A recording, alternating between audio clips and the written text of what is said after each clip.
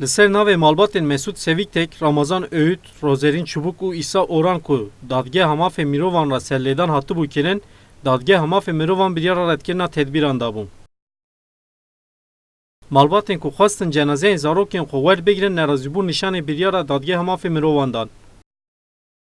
Malbatan da zanîn ku heta niha 400 sivîl hatin qetilkirin û ji wan 75 zarokin û wiha gotin. Lê tu kes dengê xwe nake. Li Fransayê dema ku êriş pêk hat, cîhan rabû ser piyan.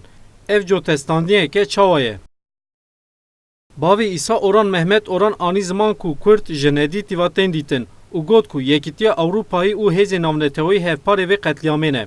Ve topu tanga li xaniya didin, xaniya xira dikin û sivîla zarokê semehê bigirin, 5 salî em bêjin yani zindiyê bigere qetil dikin.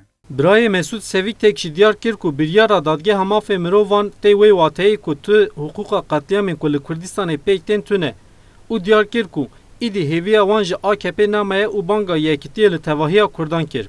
Ev tiştê baş bîne gelo hêne çiqa bibin ortaha xwîna Kurdan. Ev nayê qebûl kirin.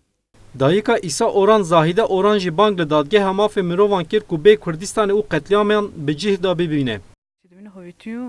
قتله her roç insan tek kuştun. Askereş tek kuştun, polisçi tek kuştun, sivilci tek kuştun, zarimeci sivil bun, vayro hatun kuştun. Fotoğrafyan berdileme. Hem naxwazın akası insan ver kuştun. Hem ayhem yarajviyat vejin, insan hakları yarajvejin, Avrupa Birliği yarajvejin. Paçan rocan bandıkın. Dengeme narı tükesi bana sahnakın acaba? Kuşka Mesûd Sevîktek, Güler Sevîktek jî diyar kir ku dadgehê mafê mirovan bi biryara ku a qetliyam meşru dike û got ew jî hevparên qetliyamên zarokan in. Yazan şermezar dikin.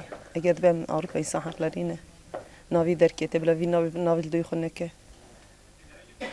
Şager van zarokê me îr qetil dibe se bihê zaman dibe. Bi topu tangê Avrupa dibe. Sebebê qetilê van zarokê me zî Avrupa İnsan Hakları zî.